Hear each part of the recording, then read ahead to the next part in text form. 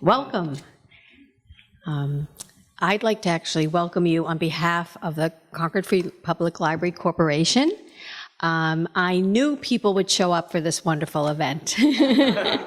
People in this area are very hardy, and when there's something they want to do, something special like this, they come. So we're really delighted to see you all. Also, I wanted to let you know, in case, I don't know if you do know this, but in our special collections at the library, we have the largest collection of Louisa May Alcott working manuscript in the world.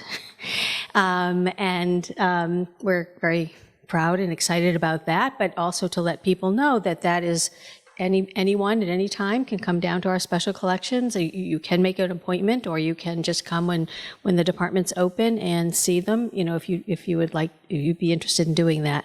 And we have some other special Alcott items as well, but that's, you know, one of the most special of all. So of course we're delighted to have Anne Boyd Rioux as our speaker tonight, but it is my great pleasure to introduce the curator of our William Monroe special collections, and that's Anke Voss. And Anke, please come up.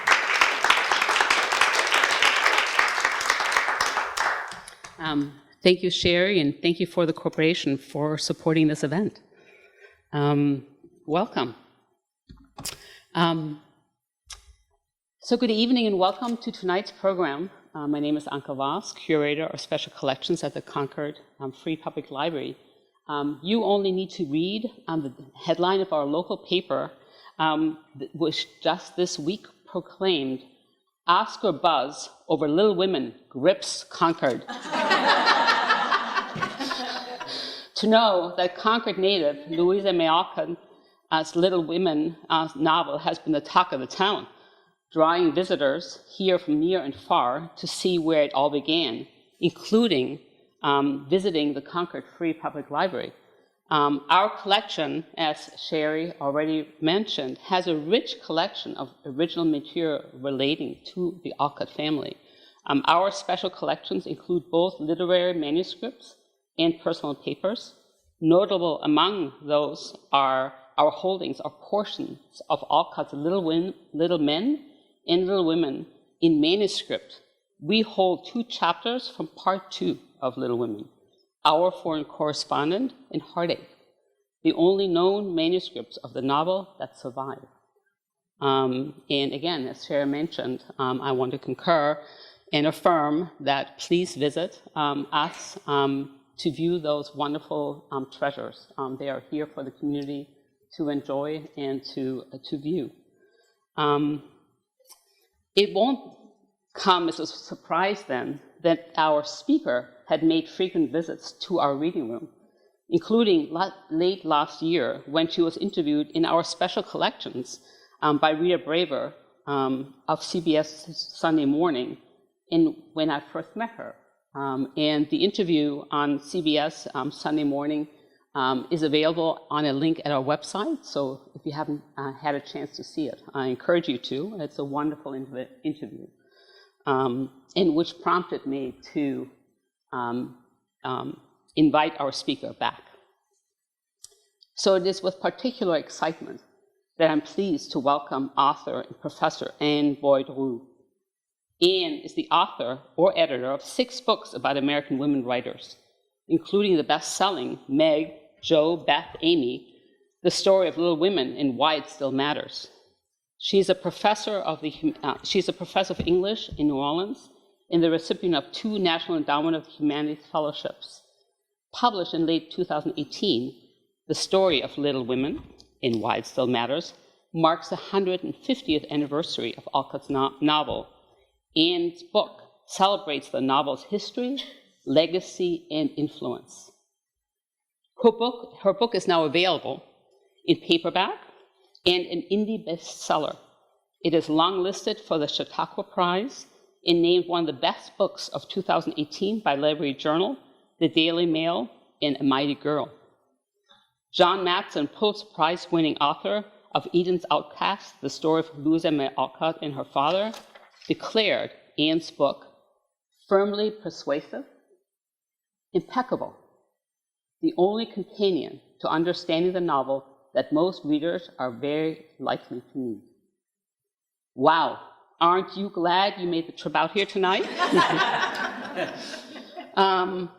In tonight's presentation, Anne will be speaking about the challenges of adapting Alcott's novel for radio, stage, and screen, and how each era produces its own Little Women, from the 1912 stage adaptation to this year's film adaptation by Greta Gerwig. So please join me in welcoming Anne Boyd Rioux.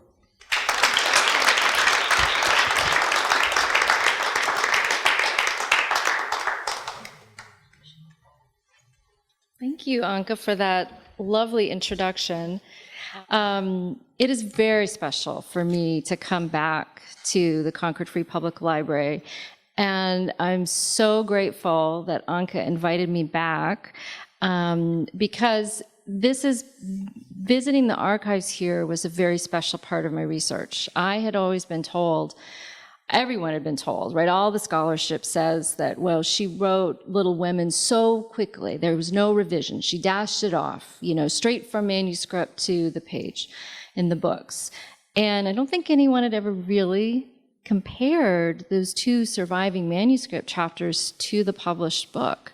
There are some very interesting differences. This isn't part of my talk, but do you want to hear what they are? Yeah.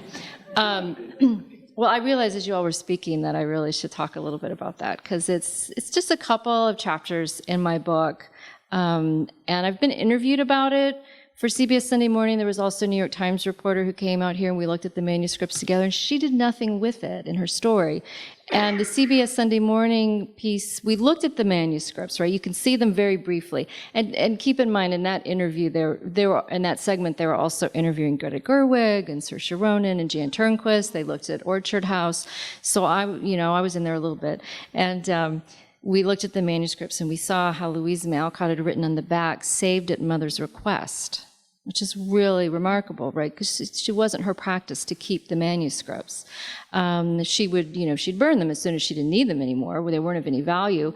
Well, this was the second half of Little Women. Remember, Little Women was published in two parts. So after the first book was published in September of 1868 and was a runaway bestseller, well, then the second part was a valuable commodity. That's when she started saving manuscripts. And I think the other manuscripts that you have here are from her later works. But these two chapters apparently were Abigail's favorites. And they include our foreign correspondent, Amy's writing home from Europe. She's having lots of adventures. She's having many more adventures, in fact, in the manuscript chapter than she is in the book. There must have been an intervening draft, because there's so many changes in that one. She goes to a casino and sees women gambling. She picks up this guy on the boat on the way over who's chasing her all around Europe and wanting to marry her. She briefly meets, what's his name? Frank Vaughan, and then she discards him and is on her way. So it's very, very different. And I think she's tones down Amy. She's a little bit too Girls Gone Wild, running off in Europe. So in the book, she becomes, a bit more proper. And then in the other chapter, A Heartache, if you go down and look at it, it's really quite remarkable. This is the chapter where Laurie proposes to Joe and she turns him down, right? And she's telling him no, no, no, over and over again. And the chapter is almost the same in the published version, except for one very important difference. In the manuscript, she's told him no for the last time, and he has to accept it. But before he leaves, he grabs her and kisses her violently. And she scratched it out. And that's not in the book. Isn't that interesting? I think it's really fascinating. And she's scared by the passion in his face. That was also scratched out. And so the published version simply says she was scared by his face. So clearly, Laurie had the hots for Joe, okay? And she had to take out that. I think what she was doing, really, I think it's very interesting, is that Louisa May Alcott wrote a lot of sensation stories, right? I don't know if anybody's ever read any of those. Yeah, like Behind a Mask is probably the most well-known one, A Whisper in the Dark. And they're full of sex and intrigue and drugs and passion and all these things, right? And so this was the first time that she published those under a pseudonym. She didn't want Emerson or her father to know about these stories, right? Because they were very improper. But she made good money from them, and she had fun writing them. And just like Joe in the book, right?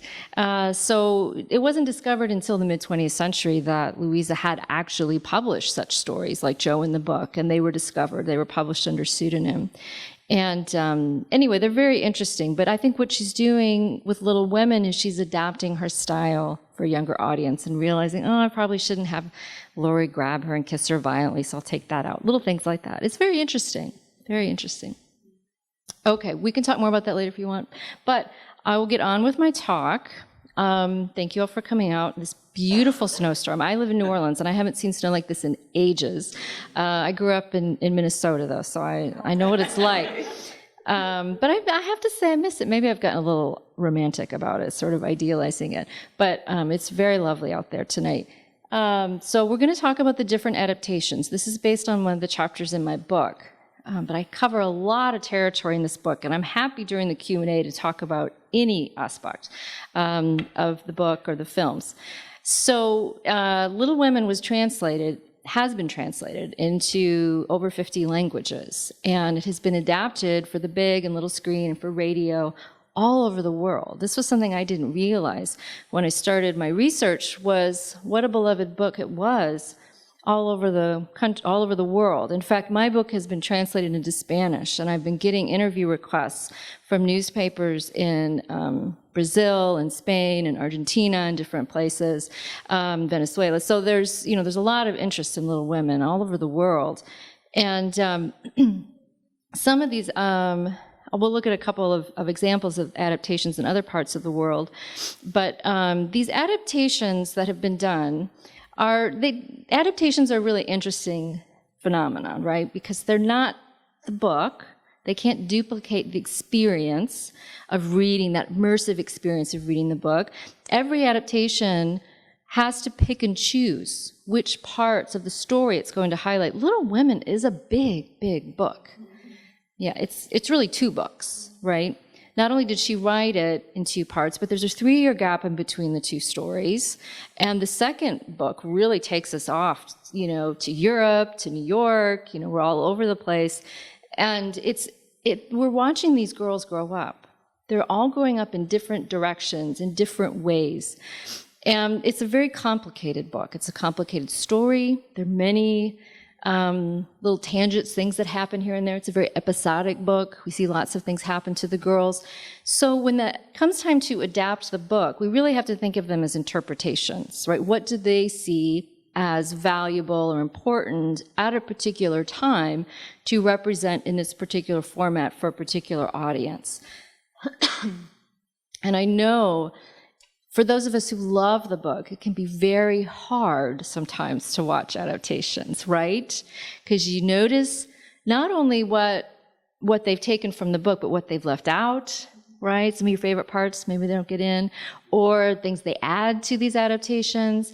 And when I started writing this book, I realized I just had to let all of that go, right? I just had to observe them as their own sort of unique experiences that are, sometimes very loosely based on the books and sometimes more closely. But we'll talk about some differences here. But I wanted to start, actually, with some of the plays. I'm mostly going to talk about the films, but I wanted to go ahead. This is the very first adaptation of Little Women. It is from the 1912 Broadway play. And when that play was made, Alcott descendants were still alive. Her nephew, who was Anna's son, John Pratt, who had been renamed John Pratt Alcott so that he could inherit Louisa's copyrights. Okay, she was his heir. And so the copyrights stayed in the family. He was in control of her estate. And these Broadway people wanted to make a play about the story of their family, right? They really thought of Little Women as the story of their family, and they thought of it as a story that was too intimate to be put onto a stage, the public, this sort of garish light of the Broadway stage. They worried about, and in fact, a lot of people who loved the book were very concerned. I had some interesting quotes in here from people who thought, what are they going to do with our story, our beloved story that we've cried over, that we've, read many, many times? Do they respect it in the same way that we do, right? Because Broadway was full of lots of crazy plays, okay? Lots of hijinks and dramatic, over-dramatized, melodrama and stuff. So they had to be very careful. And it took Jesse Bunstell quite a while to convince John Pratt Alcott and his brother and their cousin, who was May's daughter, whose name was Lulu, named after Louisa. She was still living too, to convince them that, they would allow this play to be made. And they were in the audience the very first night, and they loved it. Everybody loved it. It was a very, very respectful, very faithful adaptation, very different from other plays at the time, and it was extremely popular. And you can't, of course, you can't see it now, but the script is still available. You can find it in libraries. There have been different editions of it printed over time. So you can see, you can read the script. And it is a fairly faithful adaptation, but it really focuses on the girls getting married.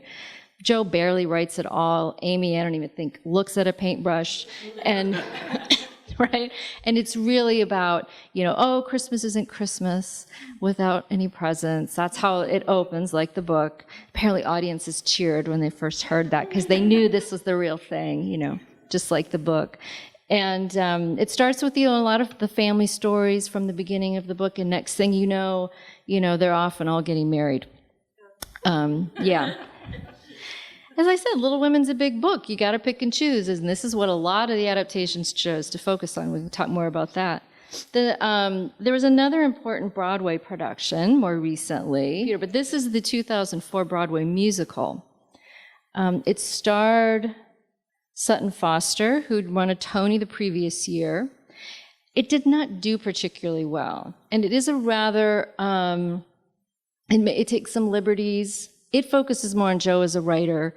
There's very little development of the other characters. It really focuses on Joe. But you could, if you look online, there are different productions of it that you can watch on YouTube. The reason there are so many of these YouTube videos of different productions is because this play is still performed very widely all over the country in community and high school theaters.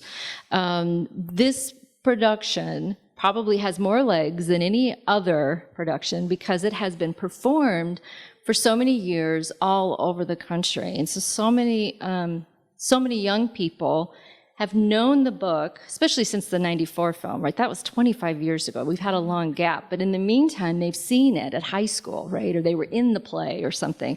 So a lot of young people have known the story through this particular production. Another interesting stage adaptation is an opera. There was, Mark Adama wrote an opera in 1998, it premiered. It was performed on PBS in their Great Performances series in 2001, so you can see that performance on a video. And I'll have more to say about that later because that one is actually, until the recent movie, my favorite of the adaptations, which I can talk about more. But both the opera and the recent Broadway play really start changing up the story, okay? Kind of anticipating Greta Gerwig a little bit, which we can talk about when we get to that. But these are the major stage adaptations, okay? But on television, so we're getting closer to films. On television, I mean, I can't even count. I mean, it's, I tried to include an accounting here in my book, but I'm sure I missed some because there have been so many all over the world. It's been, we know it's been on television at least 4 times in the US. The most significant was an NBC miniseries in 1978 that starred Susan Day, if you remember her, from the 70s. But does anybody know about this? You won't even believe who played Professor Bear. William Shatner, Star Trek fame.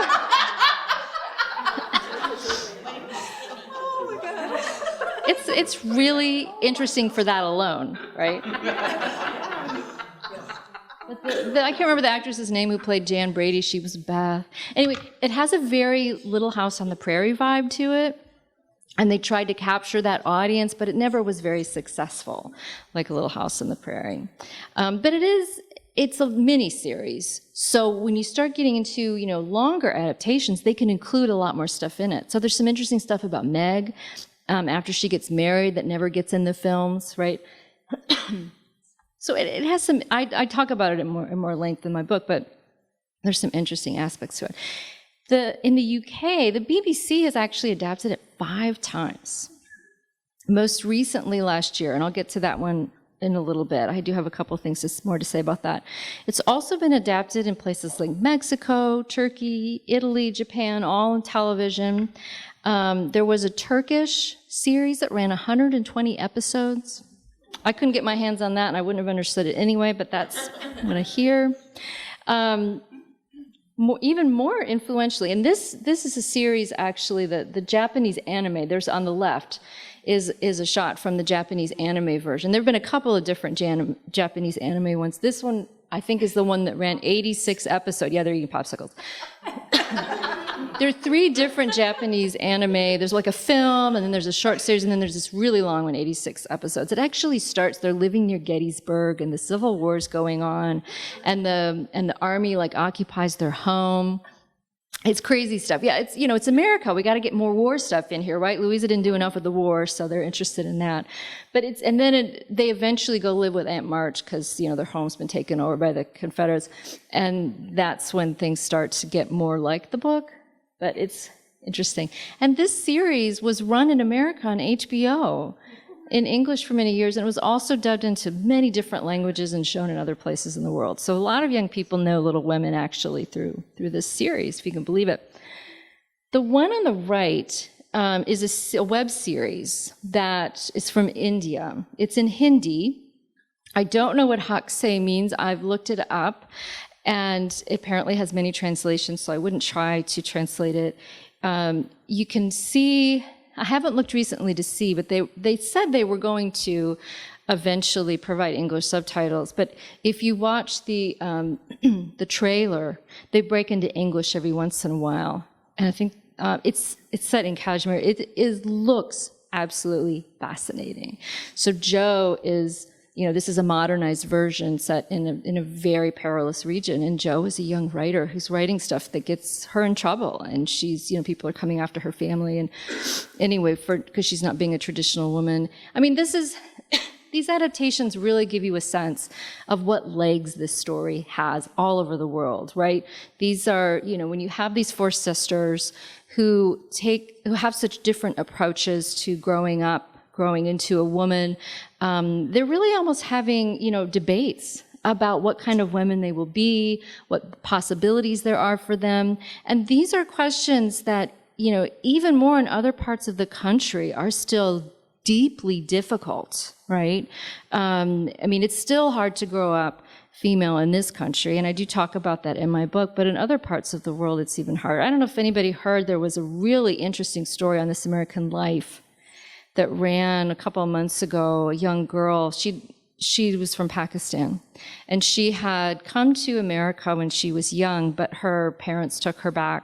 It's a complicated story, but anyway, she's back in Pakistan, and she's being forced to, renounce every Western thing in her life and be very, very traditional. And she has a copy of Little Women that she hides under her bed and reads, and it means so much to her. Anyway, she did come back to America. It's a very powerful story, but that's just an indication of what the story has meant in other parts of the world. Okay, now to the films. All right.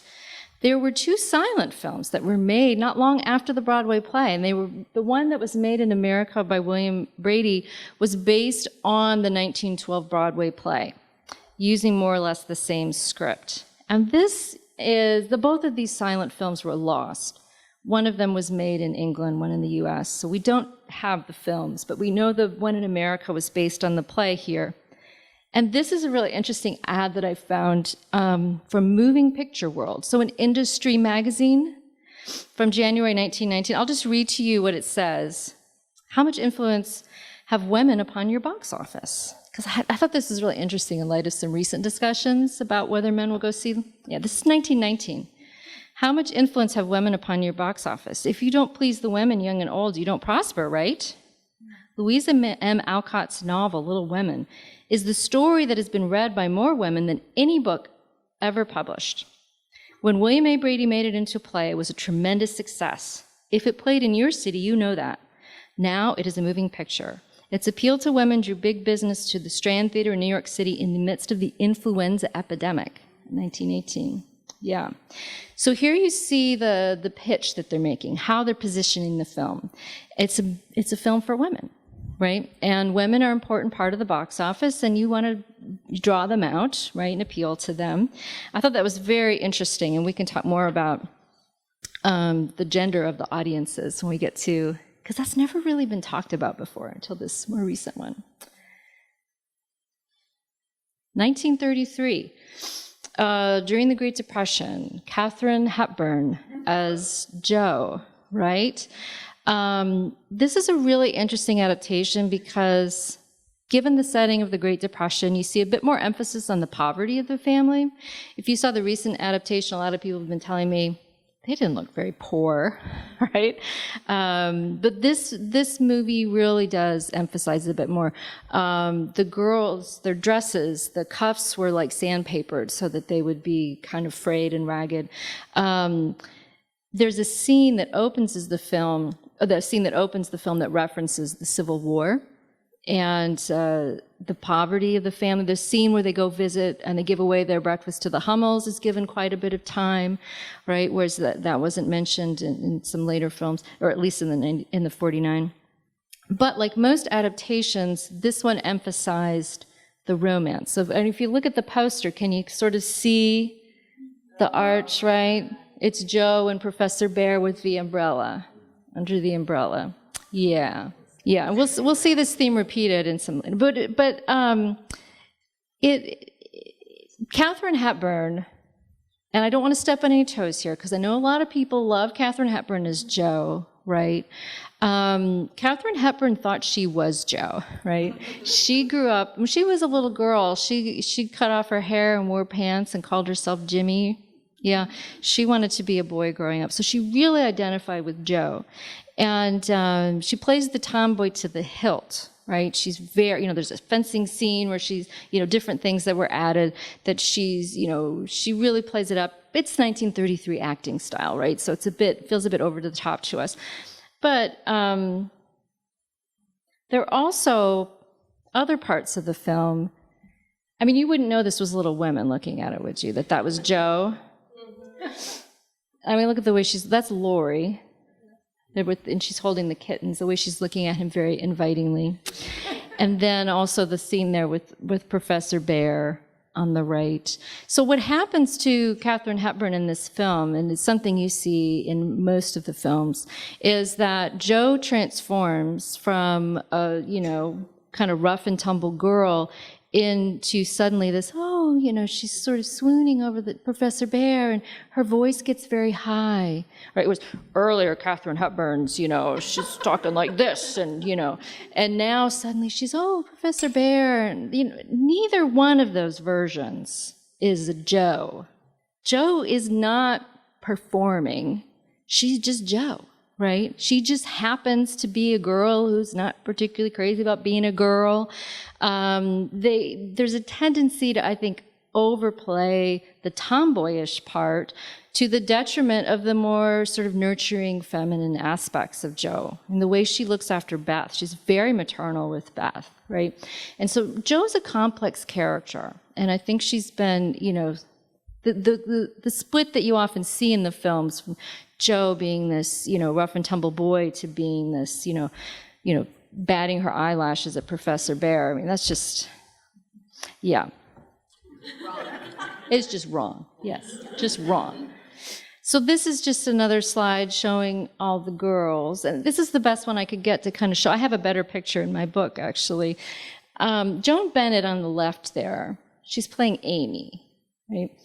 And Amy's a difficult character to capture on film. This is one of the biggest problems that people have adapting this movie. She's 12 when the book starts. By the end, what is she, 19? Or she's even older at the end, but she marries Laurie, right? She has to make a tremendous transformation. So how do you cast her? What do you do with her? Well, here's Joan Bennett trying to look like a little girl. She's 23 years old and she's pregnant, okay? Can you kind of tell that her dress is getting really big and they're trying to put her behind stuff so you can't see? Yeah. When we get to the 1994 film, oops, I went the wrong direction. Or, I'm sorry, the 1949, transpose my numbers there. Well, first of all, we have the stressing of the love story. Again, world's greatest love story. Is that how we think of Little Women? No. No, it's a coming-of-age story. It's about 4 girls growing up. It's not a romance. But, even when the book was first published, right, it was published in those 2 parts. So the first book was Little Women, and then when the second book was published, there was this question of what to call it. Alcott didn't like what one of her friends suggested. She suggested they call it Wedding Marches. So all the girls were pairing off, yeah. So they just called it Little Women Part 2. And when it was published in England, though, do we have any people from England or Ireland, or what's it called over there, the second part of Little Women? You don't know. To this day, it is still published in 2 parts, and the second book has a different title. It's called Good Wives. Oh my God, yeah. Good Wives. It was given many different titles by different publishers because there was no international copyright law, and all these publishers were pirating it, publishing different versions. It had different titles: Nice Wives, Little Wives. There's a lot of wives. Apparently, Good Wives stuck. If you walk into a Waterstone's bookstore in England today, you will see Little Women and Good Wives on the shelf.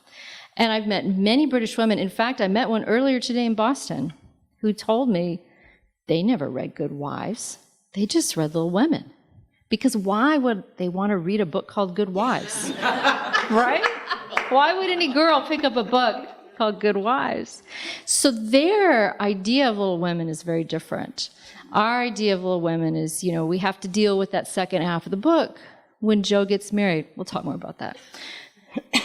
Because obviously with the Greta Gerwig film, this becomes a big issue. Yes, but look at all these March sisters. I mean, they're just Hollywood belles, right? This is the Technicolor version. It is basically a remake of the 1933 film in color. They were so enamored with color. We need a Little Women in color now. And you can kind of tell here, they all wearing lots of makeup.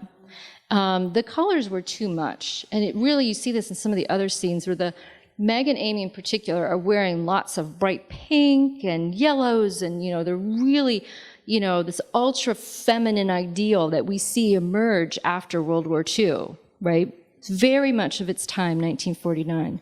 And the girls are really dolled up. In fact, that on the right is Elizabeth Taylor playing Amy. She looks like a Madame Alexander doll. So the problem we have, this was her last child role, but she was 18. And I don't know if you notice who that is in the bottom. That is Margaret O'Brien playing Beth.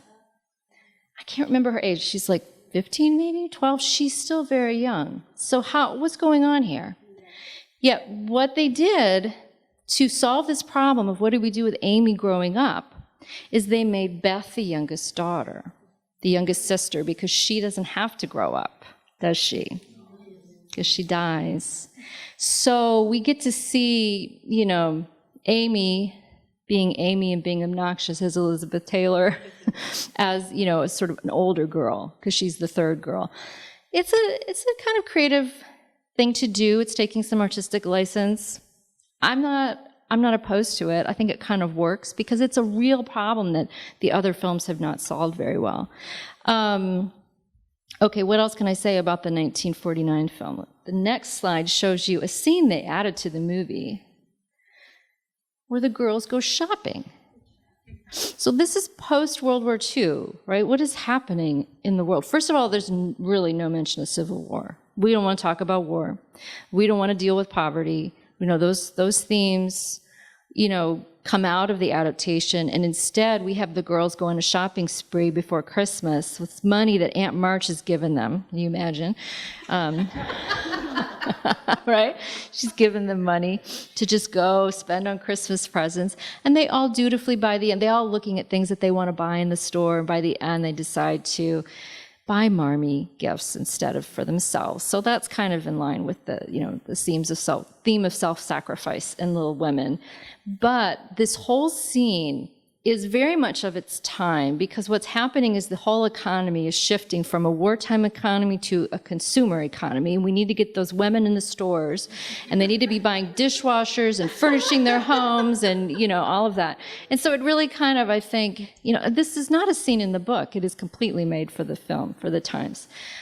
So in the ultra feminine roles that we see the girls playing, and in this shopping scene, it's very much of its time. Critics did not like this movie. They liked the 33 film a lot. They liked the Broadway play, the silent films, but this film went too far. It was over the top in the colors and in the emotions. There's a really interesting review that says if you wash away the garish colors and the overwrought emotions, right, then maybe you'll find the story of Little Women. It was just it was a, you know, a little bit too Wizard of Oz, you know, with the colors and everything, and it just didn't feel like the intimate story, right? It was too Hollywood, it was too big, too pretty. So I thought that was very interesting, because then what happens when they make the 94 film is they tone the color palette drains, and it's very warm colors, very subdued, very creating this whole sort of nostalgic glow around Little Women. So I'm sure many of you know this film, right? The 94 film. This is the movie that, you know, that I fell in love with when I was younger, and I loved. I've seen it many, many times. We own a DVD at home, and I have a lot of nostalgia for this film. This film evokes a lot of nostalgia, I think. This is 1994. This is the era of intact families, right? I grew up at this time. Most of us had parents, you know, who were divorced, or we had step families, right? And this was a movie that was offering a kind of very sort of snow globy, you know, romantic idea, right, of what families were like when they would gather around the piano and make pies together, or what have you, right? It evoked those kind of feelings about family. As a result, I think we see a real stress on this being a family film. That's how it was marketed. When it came time to make this film, it was really hard to convince the male Sony executives to make Little Women. The producer, Amy Pascal, took her 12 years to get this film made. And interestingly, her name is actually Amy Beth Pascal. She's named after two of the Little Women. And she is the producer behind the new Greta Gerwig film as well. Yes. And another producer, Denise Denovi from 94, is also on this project. The screenwriter, Robin Swycord, who wrote the 94 film, is also a producer on this new film. So there was clearly an understanding that we needed, you know, a new Little Women for a new generation. And this one is really of its time. What we have, I think, evidenced in the film, but also in the discussion around the film. If you look at how, you know, the interviews with the director at the time, how it was marketed, how it was reviewed, there's this kind of clash between, you know, this feminist version of Little Women and the family values, right, which were very prominent at that time. Gillian Anderson, who was the director then, she did not want people calling it a feminist film, because by 1994, this is, you know, we're well into the backlash against feminism. A lot of negative connotations were associated with feminism. It's really only recently, I think, that the term is starting to be rehabilitated again. So they were downplaying that. But at the same time, Robin Swycord wrote a film that completely rewrote the story. She didn't take any dialogue from the book. Previous adaptations borrowed lots of, you know, language from the book. This one, she said that she rewrote it as if Louisa May Alcott was alive today. What story would she feel free to write now? So you have scenes where Marmee is, complaining about corsets, how they restrict women. Other things that she doesn't say in the book, like she rails against the sexual double standard, different things that, Joe talks about women's right to vote. I mean, none of that's in the book. And that's fine, because these were ideas that Alcott believed in, even if we didn't feel free to put them in the book at the time. But my concern is that there's so many progressive elements in the book that she could have taken out. And that's what Greta Gerwig has done. She went back to the book. Almost all the dialogue is either from the book, from Louisa May Alcott's letters. There's a great thing that she steals from a little bit later book, Rose and Bloom, 1876, but mostly it's, those lines that jump out at us where we think, Amy stands up and says, I want to be great or nothing. You don't want to be a great artist or not at all. That's really in the book. And different other things too. But this film, in rewriting it, gave us a very different Jo, for instance. This is Winona Ryder as Jo. She's so pretty. She's beautiful. Winona Ryder is just gorgeous, but Jo's not gorgeous. Katharine Hepburn, I also think, was too beautiful to play Jo. But she never says the line where she says in the book, I always wanted to be a boy, go off to war, right? That is one of the most important parts of Jo's character, and she never says it because Gillian Anderson thought she resented the fact that ambitious, talented girls were portrayed as mannish or too masculine, right? So this is what women were feeling at that particular time, right? Trying to claim their femininity at the same time that they're claiming the right to be independent. So they downplay. Winona Ryder is not a tomboy in the movie really at all. And the only time she's boyish is when she's in drag, when she's in the play, and she's got the mustache on, and she starts speaking in a very low voice in the British accent or something. That wasn't British. That's not Spanish. I don't know. She starts speaking in a different accent, and she starts speaking in a very affected way.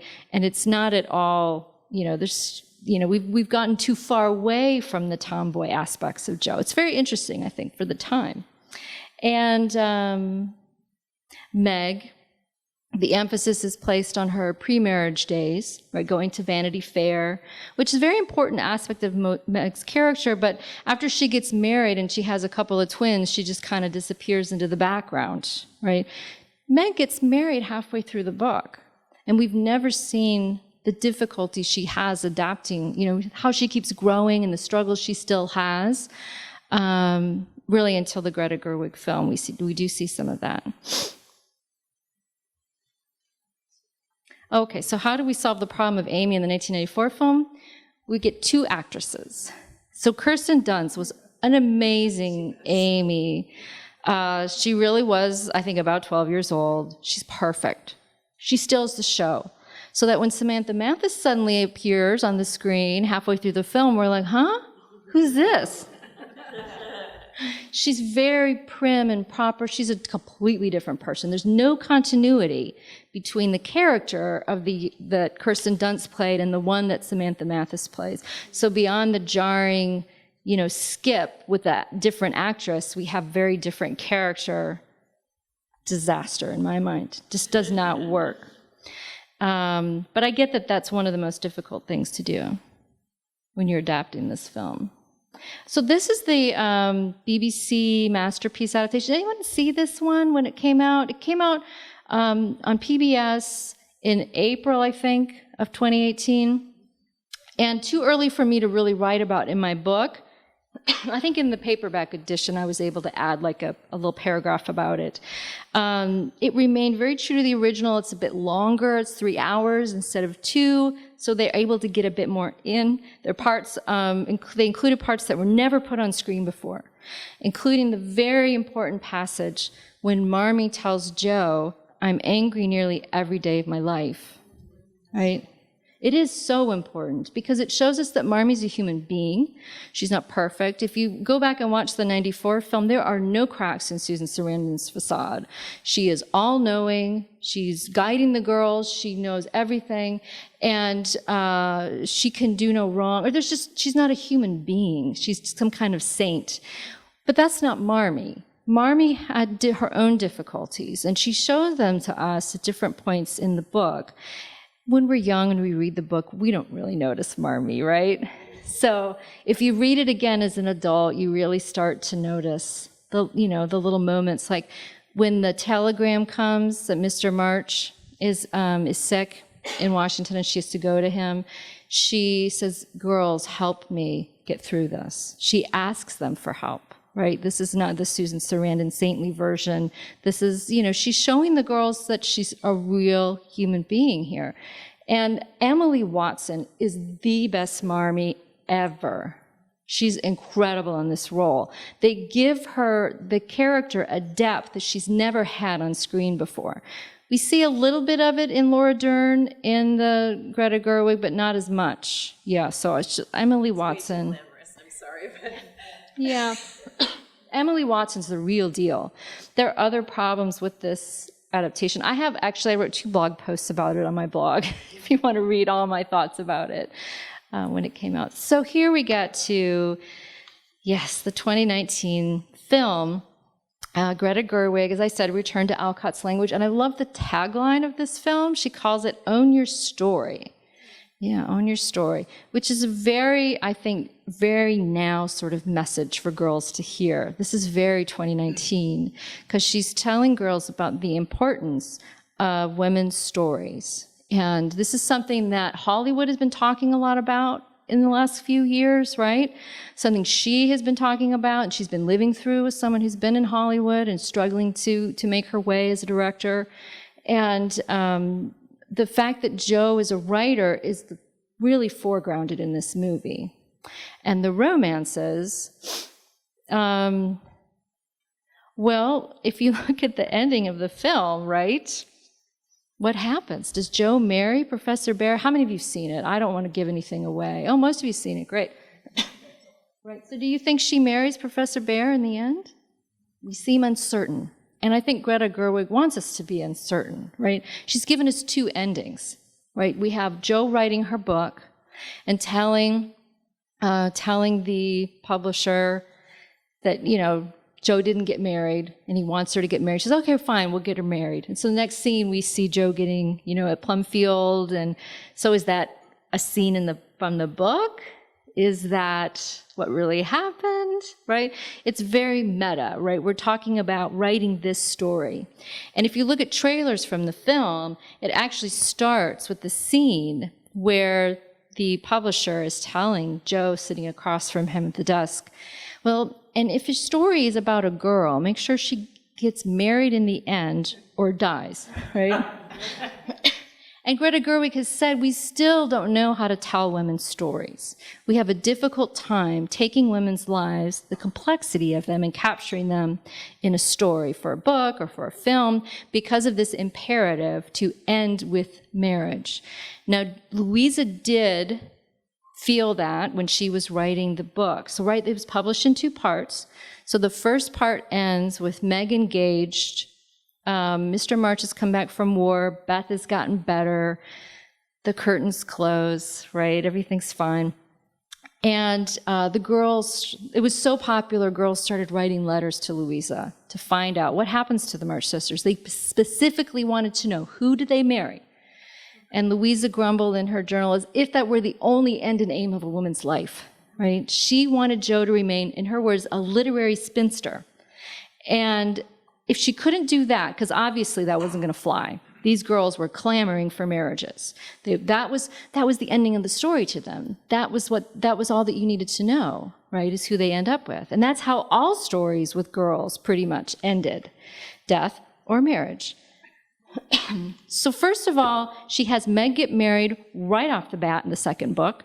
So her story doesn't end with marriage. So we see her growing and changing. And again, girls don't pay any attention to that the first time they read the book. But if you read it when you're older, you'll see she's really struggling. I love the currant jelly scene. If you haven't read the book recently, you don't remember what I'm talking about, go back and read the chapter where she tries to make currant jelly and it's a disaster. Yes. That's never been on film. I'd like to see that on film. But anyway, so she had to marry Joe, but she said, I won't marry Joe to Laurie to please anyone. I'm going to instead give her a funny match, she said. She married her to Professor Bear. So by marrying her to Professor Bear, she's kind of poking at her readers a little bit. She's not giving them what they want. They clearly want her to marry Laurie. They have this very romantic idea, right, of Joe, riding off into the sunset with Laurie, and she punctures that by giving her this stodgy old professor to marry. And the most unromantic proposal scene ever under the umbrella, it's actually really sweet, but it's not Hollywood romance sort of thing, right? And so what Greta Gerwig does is she gives us the Hollywood romance ending with Joe and Professor Bear under the umbrella. In fact, if you'll notice, she cuts and we see it from a different angle. It has this very Hollywoody sort of, rom-com kind of feel to it. And then next thing we know, she's sitting in the publisher's office talking about how to end her book. So funny. It's really, really interesting. I love what she did with this. That's what Professor Bear is cast as this great-looking guy. Oh, yeah. She's like, yeah, we're going to give her the rom-com guy, too, right? If we're going to give her the rom-com ending. Yeah. So what she has done is she's taken this imperative, this box that women's stories have been put into, and just cracked it open and shown us, what if the story ended how Louisa really wanted to end it? What if we told a different narrative about women's lives, right? What would that look like? And so it's actually a very, I think, moving ending. And if she said, too, that she, in portraying Joe and creating the character of Joe, she's woven together elements of Louisa, right? She's taken things that Louisa says in her letters, like when she says to Meg, I'd rather be a spinster and paddle my own canoe. Those are Louisa's words from her journal. And so she's kind of woven the two together. And I think what she's doing at the end of the movie is she unravels them. And Joe, the character, goes off and marries Professor Bear and starts Plumfield. Louisa writes her book, right, and has the negotiations with the publisher and is wearing a little bowler hat, which is a nice little touch. But I just wanted to show you a couple of images here, contrasting. Well, see, that's actually that red cover is a sort of facsimile. It's somewhat like the first edition of the book of Little Women, which they did a really nice job with that scene where it's being published. Just beautiful. So this is the classic image of Marmee and the girls reading Mr. March's letter that you've seen in Little Women illustrations from the very beginning. And this is usually the frontispiece. And then each of the movies has an image like this for promotional purposes too. And if you just, I think if you compare these two pictures, it gives us a sense of the different tone of the two movies. The 94 film, there's this very sort of wistful look on their faces, right? And in the other one, their faces look very different, much more serious. I think this is a much more serious film in tone than the 94 film. Because it starts with them as adults, and they're all on their 4 different paths in life, we see them looking back on their childhood and realizing how much has changed, the difficulties of the decisions they made. I couldn't get a picture of this online, but that first image of Meg, Emma Watson as Meg in the movie at the very beginning, she's sitting on the doorstep, framed by the door, and she just looks so downtrodden, right? Meg's a mother of 2 twins. And they're very poor. As we learn, she's really struggling with not having any money to buy nice things. And that's not been on film before. That's good to see. But that look that she has there, it reminds me of that Dorothea Lange photograph from the Great Depression. I don't know if Greta Gerwig had that in mind. I know she drew a lot of inspiration from 19th century art, but that is actually very similar. Yeah. Because I think what she's trying to show us is, you know, the choices that Meg made were difficult.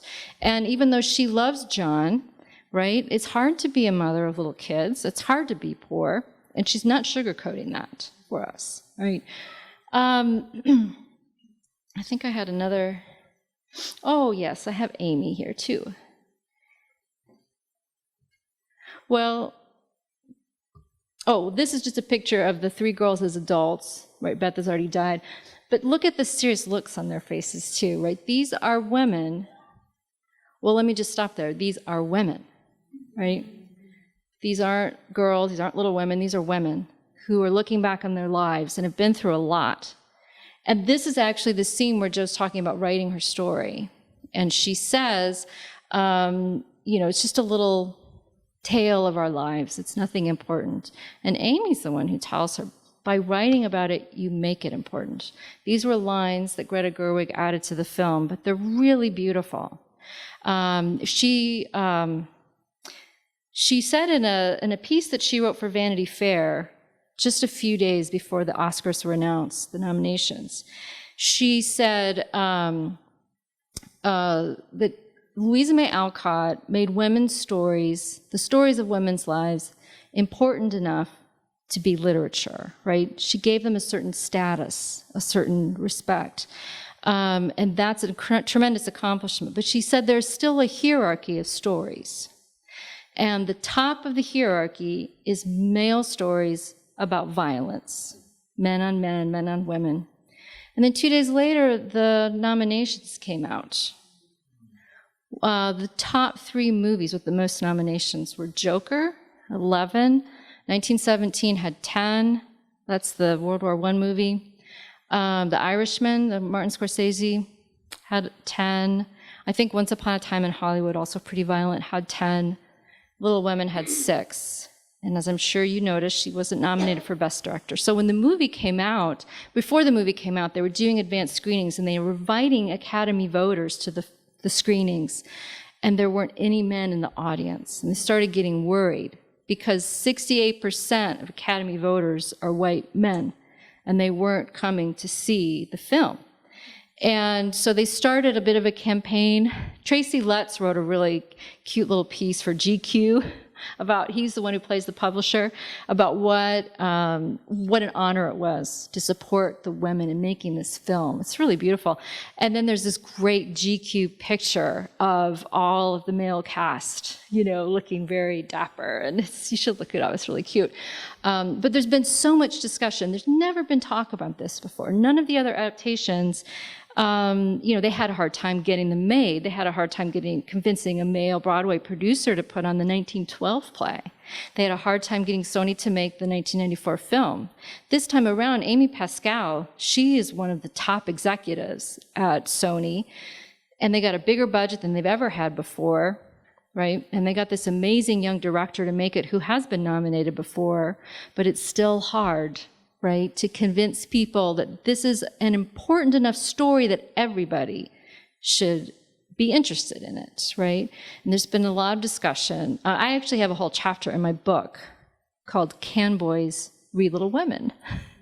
And because I discovered in my research that Little Women isn't taught in schools anymore, and teachers were telling me, this is a quote from one of them, it's really a private book for girls, not suitable for the public classroom. Now, the idea behind that is the same idea why men wouldn't go see the film. A woman, when I was at Fruitlands 2 nights ago in the Q&A, raised her hand and told me she hadn't seen the movie yet. She's been wanting to see it. And her son has been in town, you know, he's on break from college. And he said he'd go see a movie with her. She's all excited, right? They get in the car, and on the way to the theater, he says, what are we seeing? And she says, Little Women. And he says, I can't go to that. I can't go to that. So I was like, what did you do? She said, we turned around and went home. I know. Yeah. But then earlier today in Boston, I had other women telling me that they took their sons and their husbands, right? And they enjoyed it and had lots of discussions afterwards. So it's not, you know, it's not everybody, but there is a large element out there that feels that a story about girls would be embarrassing, right? There's so much taint to it and so much shame attached to it. And I have a lot of good quotes from men who've read the book. John Green, the YA author, He's a big Little Women fan. He loves Louisa May Alcott, and he never understood why it was considered just for girls, which is really cool. That has unfortunately not been the prevalent view. I just wanted to read one little thing. See, I talk too long. I can go on and on and on. You just bear with me for one more. Well, one more thing I wanted to read, because this is something I wrote. So, of course, my book came out in 2018, long before the movie was even made, okay? But this is what I said about the opera. The opera by Marco Adamo, I think, was the most successful adaptation of Little Women. I said the story Adamo tells does exactly what an adaptation should do. It opens up the original text and makes you feel like you understand it even more deeply. It's not only a work of art in its own right, but it's also in deep conversation with the original, as if the two are distinct entities existing side by side, each enriching the other. The opera makes you want to go back and read Alcott's work, not to compare or check for points of dissimilarity, but to reread it with fresh eyes, right? So he tells a new story out of Little Women. I think that's what Greta Gerwig has done. She has created something that really is a work of art in its own right. So I've been to see it 3 times. I'm hoping to go see it again very soon, because there's, even if you know the book so well, right, you don't know what's coming next, right, because of how she has, she's rewoven the threads that make up the story and woven them together in a new way. It's really beautiful. But thank you very much. I'm happy to answer questions. I don't know if anybody has to dash off. Okay.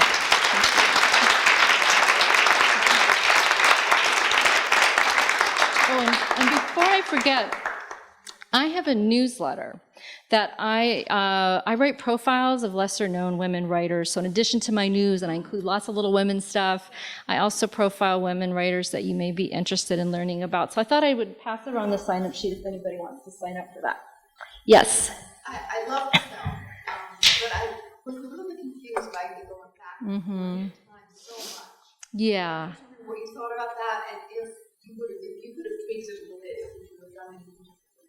Oh, yeah. I would have done a lot of things differently, sure.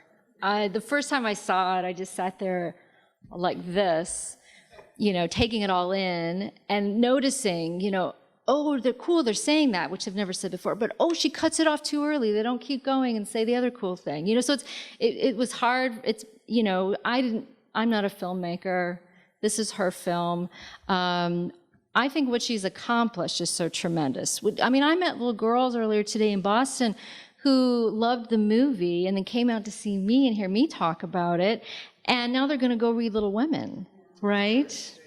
That's what I was hoping would happen, because girls aren't reading Little Women anymore. If she can make young women think this is a story that matters, and that stories about girls matter, right? Just the ordinary, everyday, getting through life and growing up, and that what girls went through in 150 years ago is what girls are still going through now. If we can relate to these characters across time, I think she's accomplished something very tremendous. So I do have quibbles, but, it's too big what she's done. I'm just so thrilled. I think you appreciate and understand and find it less confusing the more times you see it. I think that might help. But yeah, I would have gone back and forth less. Yeah, I'm looking forward to seeing it again. Yeah. Thank you so much. Thank you. Oh, sorry. Yeah, girls have stopped reading it. Well, I have a young daughter, and so I was able to sort of witness this up close and see what's going on. Well, she grew up with Harry Potter. And that's what these girls were saying today that I was talking to. Yeah, they did too. And once you read Harry Potter, it's hard to read Little Women, because books like Harry Potter or the other series that my daughter just fell into, right? Like girls used to read Little Women with, over and over and over again. As soon as they got to the end, they start over again and they'd act out different things. So that happened with my daughters with Hunger Games. Oh my God. I know, I was horrified. I thought, this is a book about teenagers learning to kill each other, but I read it, so I had to read it to see, and I thought, you know what? This Katniss Everdeen's a lot like Jo March. She's a provider for her family. She has a young sister she's taking care of, she's looking after, and she has a male friend who wants to be more than friends, and she's trying to negotiate that relationship. There's some interesting similarities. And I started noticing Hermione in Harry Potter's a lot like Jo, but the problem is that all of these stories start off, they race off on some adventure by like page 3. And that just doesn't happen in Little Women. It is slow, it's episodic. It's like I tell kids it's like a TV series, right? If you take each chapter as like an episode, think of it that way. So it's character driven, right? It's not really as plot driven. And that's hard for kids. And there are a lot of words, big words, that are not used as much anymore. That's hard, I think, for kids. So it can be difficult, but I think if they watch the movie, maybe watch the 94 movie, that gives them a kind of entrance into the story, and so they can start to imagine these girls as real life people again. Yes? Thank you for your talk. Thank you. You mentioned that you would like to see the jelly making scene Yes? and in adaptation. Are there any other passages or other passages which you'd like to see in future adaptations? Yeah. So he was asking about, I said I'd love to see the current jelly scene on film. He asked if there were other scenes I'd like to see on film. I love the calls chapter. That's one of my favorite chapters. So in that chapter, I don't think that one's ever been on film, even in like the TV adaptations and things that were like miniseries and longer. In that one, it's in the second half of the book. Joe and Amy. Amy has to go out, they have to go out and make calls to the neighbors, social calls. And Amy dresses Joe up, tries to make her look proper, tells her to be on her best behavior, right? And she just can't do it, She gets out, she starts overdoing it, overplaying it, and embarrassing Amy. And then she, starts, gets mud on her boots and tramps mud into the house. I mean, it's this very interesting chapter where we really see the difference between the two girls. And by the end, Joe's really questioning Amy about why she wants to fit in with all these people, that she doesn't really respect. And Amy thinks it's important. And Joe says, well, I'm a part of the new and you're a part of the old, right? So Joe is really claiming her reform, sort of personality, wanting things to change for women.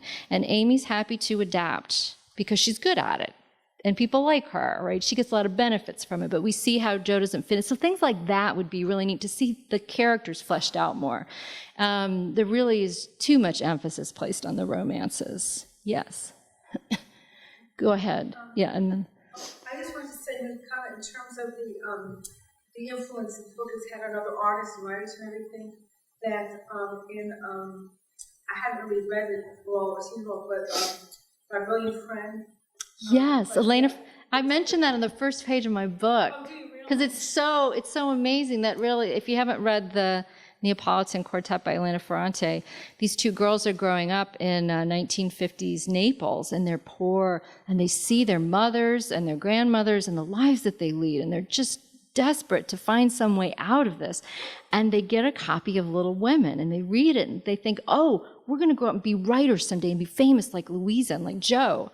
And one of the women ends up following that path and is able to pursue it, and the other one gets trapped. She has to get married and have kids. And but Little Women becomes then the story that they build their lives around, which is really, I think, true. I have a whole section where I talk about all the women writers who've been influenced by Little Women. It's a tremendous number. Okay, you had your hand up in the back. Thanks. Yeah, I have a question, but I'll quickly relate a very amusing anecdote, which is a friend of mine said that she was trying to get people to go see Little Women with her, and she asked a guy she knew, and the guy said, "Oh, I don't want to see that." And she goes, "Oh, you don't want to see a movie about women?" He goes, "No, I want to see an American movie. I don't like those Jane Austen films."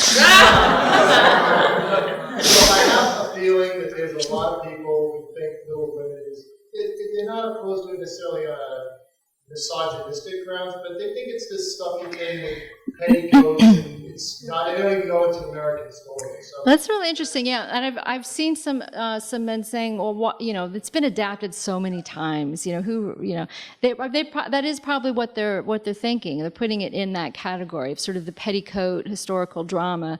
And yeah, what Greta Gerwig shows us that it's so much more than that. And given the way that so many critics were saying this is one of the best movies of the year, you would think that would be enough for these these guys who are in film, you know, this is one of the best movies of the year. Janet Maslin of the New York Times says it's like tied for the best movie of the year. So why wouldn't you go see it? Yeah. I can also tell you that I actually know someone else who was the co-writer of another film that got snubbed at the Oscars. According to him, everyone that he knows in the film Good, yeah. just didn't get the votes. I mean, I can't say why, but he did. Well, there were too many great male violence movies, I guess, with Joker and 1917 and everything. The question I had was, you mentioned the aspect that, and by the way, I do not know the guy who wrote Joker. Oh, not him. Good. Okay. Well, that one didn't get snubbed, so I assumed. Yeah. You mentioned Louisa May Alcott had this fascinating career as kind of a 19th century Pulp Fiction writer. Mm-hmm. And I kind of love that she's worked in the same vein as so many other New England authors like H.P. Lovecraft and Stephen King. Yeah. And, but she Stephen King went to see the movie, by the way, and he liked it. He's on Twitter. Sorry. Mm-hmm. You know, she made the leap to literary respectability, but do you ever get the feeling that she would have liked to have kept writing genre fiction? Oh yeah, she said the yes. A lot of people have written about that because she called the children, because when she hit it big with Little Women, she was sort of chained to this, children's literature because it was such a cash cow, and her family was very, very poor. And suddenly they were very wealthy, and she wanted to make as much money to make her parents and the end of their life as comfortable as possible and make sure there was money for her heirs. Anna married and had 2 boys, but her husband died when they were just little babies. So she was providing for them. She was providing for May's daughter because May died. And so she really killed herself writing these children's books, but she said her natural inclination was for the lurid style. So she did like writing the pulp fiction. One of the parts that I always had difficulty with is when Amy burns the manuscript, and then of course then she's drowning, and so then Joe somehow is able to say, well, she's my sister, and that's what's really important. Yeah. But that always, I don't know, there was something about that she was able to forgive. Well, and she's asked to forgive her right away, even before she goes to bed, and that rubs most of us the wrong way. Yeah, Amy should have to be punished a little bit more than she is. But so Amy's based on May, who was the youngest girl, and May and Lizzie too, who was Beth, had a very different childhood than Anna and Meg did. Anna and Meg, who were the oldest, Anna, who was Meg, and Anna and Louisa had to go out and work, right? They moved away from home and worked really hard. Anna was a teacher in a school of mentally handicapped children, and she sent money home. And Louisa she went off and worked as a domestic worker in a home for a while. And she ran a kindergarten. They're doing all these things. They didn't get to go to school, right? They had to go out and work to provide for the family. We didn't talk about Bronson Alcott, but that's why. You know the story, because y'all are from here. But so May, by the time May came along, right, she got to go to school. Family members provided for her. She got to, be trained as an artist. All these different things that Louisa felt like she had to work really hard for.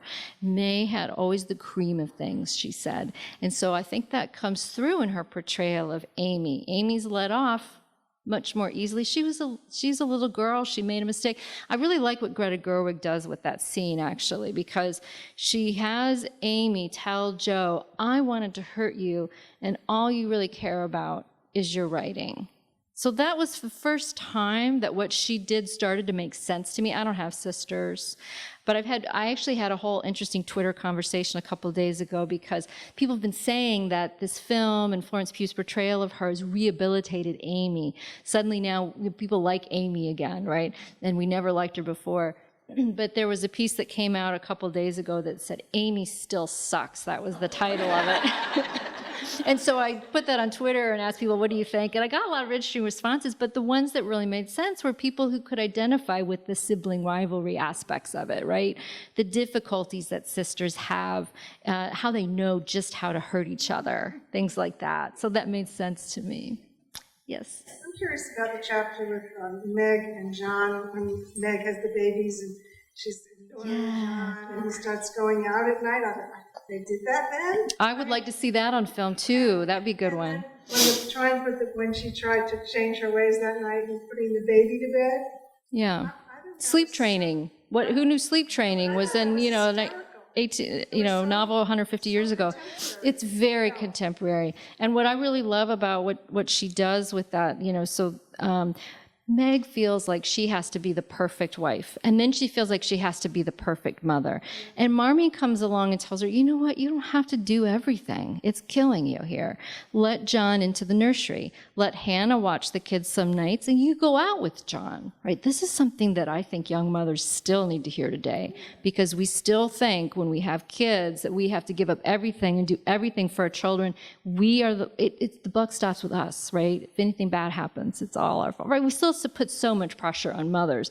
So I would love to see a whole movie that's about Meg, maybe, right, in which she goes through, because it's important stuff still, very important. Over here, and then we'll go to the back. Who had never read the book and maybe never saw any of the previous versions. Think a person like that could have followed the story because the chronology. Yeah. Could you all hear her question? Okay. Well, I think it varies. I've heard from people who haven't seen it before, didn't know the story, that they could follow it. Interestingly, on Christmas Day, I dragged my family out to see it. We were with my in-laws. So my husband came, my father-in-law, my brother-in-law, and his wife and girls and my daughter. My father-in-law had not been in a movie theater since 1981. The last movie he saw in a theater was Chariots of Fire. Yeah. But he wanted to come because he's so excited about, what I've done with this and the attention the book's gotten and stuff. It was really sweet. And he really liked it. And he wants to see it again. I think what he felt was that, he could kind of get it, but he needed to see it again to really let it sink in. Yeah, to really kind of. And I have to say, there's one jump in particular that every time I see it, I'm like, wait, where are we? Are we in the? It's when Beth's dying and they keep going back and forth between the old and the new, and I get confused. So even if you've seen it, know it so well. With the Beth scene, or just overall? Well, she's trying to tell the story. She's trying to make the story new to us because we know it so well. And she's juxtaposing different scenes that appear in different parts of the book. But in some cases, she's making a bit of a commentary. For instance, right after Beth dies, the next thing that happens is Meg's wedding, which is a little jarring, but I've heard some people say that this is actually an interesting commentary, right? It's the ending. Do we end with death or marriage, right? Or is marriage itself a kind of death? And that's certainly how women have felt in the past, right? It's certainly the death of your old self, right? You even take a brand new name. You have, not as much anymore, but back then she was Mrs. John Brooke. She wasn't Meg March anymore, right? So there's kind of there's an opportunity to make some interesting connections and commentaries.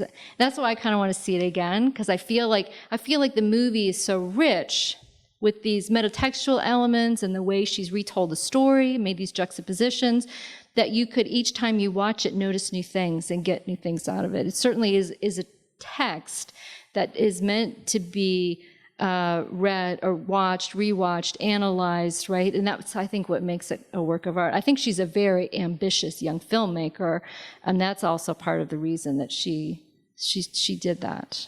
Mm-hmm. Any other questions? Yes? Yeah. Usually when you see a flashback, it's a narrative sort of sequence. I don't confess to have followed every flashback, but I've never seen a film done that. And I thought it was really neat. I thought it was a really neat. Yeah. So they didn't do this as much, but the Broadway musical in 2004 and the 1998 opera both start with scenes later in the story. The opera actually starts with when Laurie comes back from Europe, comes up to Joe's attic and, lets slip that he and Amy are married. That's how that one starts.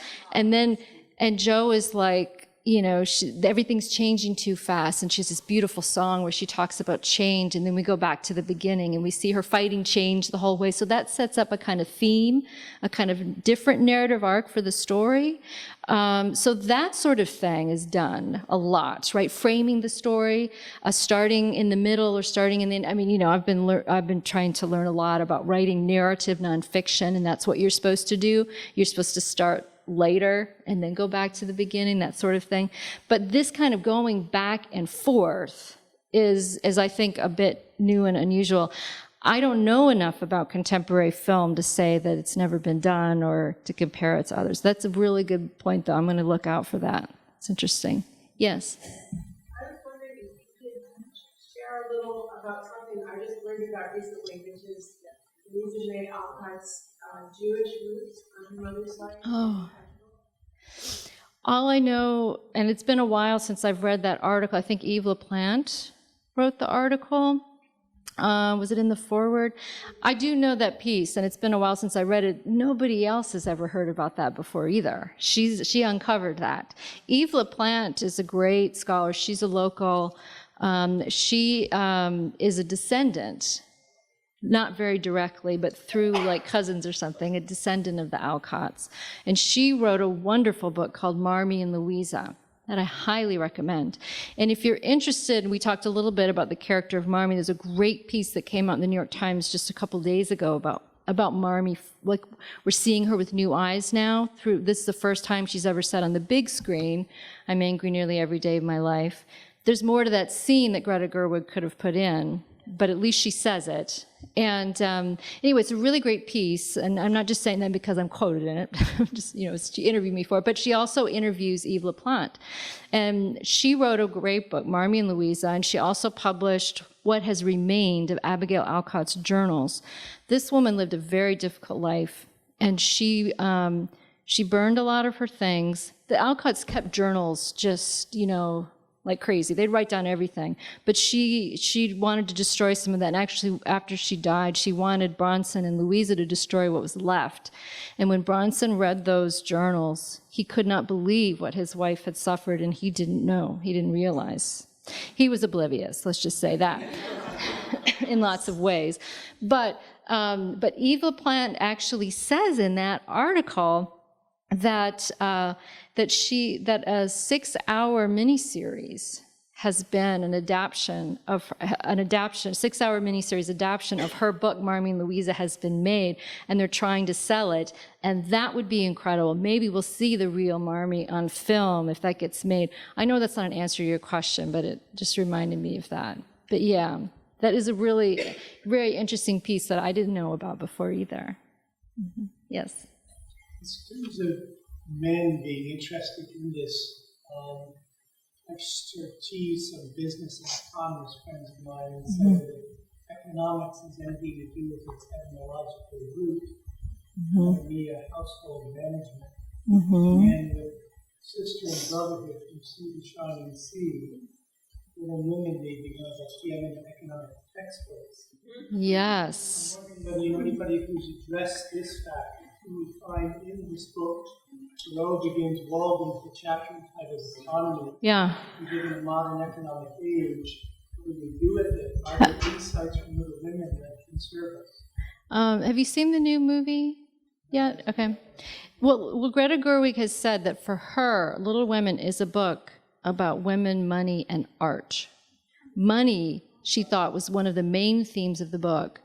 And it is, right? And there's a great speech that she gives Amy in the movie that's not in the book, where she explains to Laurie that for a woman, marriage is an economic proposition, right? Because first of all, if you don't have your own money, you have to marry into money. And this pressure is being put on Amy to marry somebody with money, because Meg didn't. Joe's not going to, and Beth is sick. So, you know, Aunt March tells her that you're now the hope of the March family. She puts this pressure on her. And it's a really great scene. In fact, she added that speech because Meryl Streep told her, Greta Gerwig, I guess when they were filming, she's like, you know, you kind of have to explain this more to people, because what she's doing is giving us a little historical background that Louisa May Alcott didn't have to give her readers because they knew that already, right? But I think today a lot of especially young viewers would need to be reminded of that. And that she also says that if a woman, after a woman does marry, she no longer has the right to her own property or her children either. Right, so that will interest you, I think. And she really pulls out the themes of the compromises that women had to make to sell their writing, right? Because Jo is negotiating with the publisher, and she actually says to the publisher, she says, well, if marriage is an economic proposition in life, I guess it is in art too, because that's how she's able to sell her book, is by marrying off her heroine. Yeah. Yeah, so I would agree with you there, and Greta Gerwig definitely saw it that way. Well, I know we've been here a long time. Thank you for staying and talking about it. I had so much fun. Thank you.